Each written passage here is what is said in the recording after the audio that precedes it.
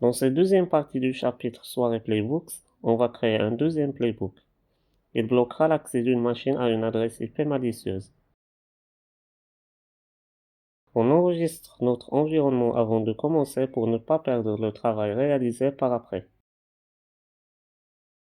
On configure maintenant la condition du déclenchement du playbook dans le bloc Trigger.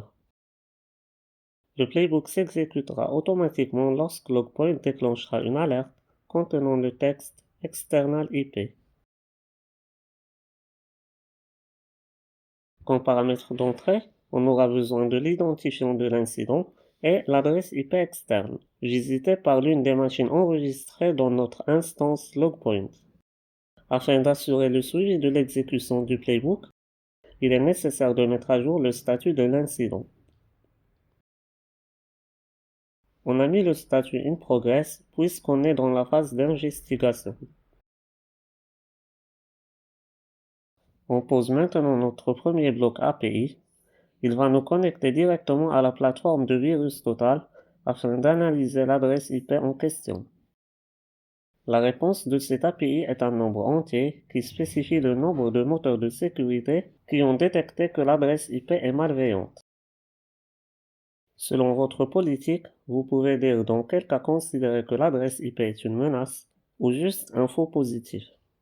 Dans notre cas, si le nombre de détections dépasse le 10, la condition sera vraie et on va procéder à des actions de mitigation.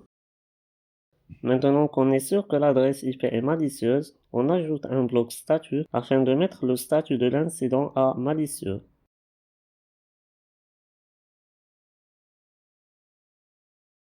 On ajoute un deuxième bloc API, cette fois pour bloquer l'adresse malicieuse du réseau. Ceci va s'effectuer grâce à l'intégration de notre pare-feu FortiGate dans Logpoint. On spécifie l'action qui permet de bloquer l'adresse IP. Comme vu dans la vidéo précédente, on va analyser la machine qui a tenté d'accéder à l'adresse malicieuse. Là, j'ai oublié de spécifier l'identifiant de la machine comme paramètre d'entrée. De retour vers le trigger, on ajoute la machine ID et on modifie l'API. On finit notre premier chemin par changer le statut de l'incident à corriger.